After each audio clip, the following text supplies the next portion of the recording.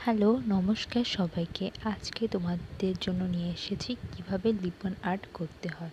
চলো শিখে নাও আমার এই ভিডিও থেকে। প্রথমে সুপার ক্লে দিয়ে আর ভালো একটা গ্লু দিয়ে এগুলো লাগাতে হয়। দেন এগুলোর উপর একটা সাদা রং করতে হয় ফেব্রিক দিয়ে। তারপর বিভিন্ন কালার করে নিতে হয়। তারপর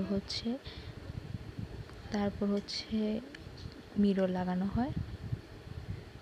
তারপর তৈরি হয়ে যায় এত সুন্দর একটা লিপন আর্ট। কেমন হয়েছে তোমরা বলো এবং লাইক কমেন্ট সাবস্ক্রাইব করতে ভুলবে না। টাটা।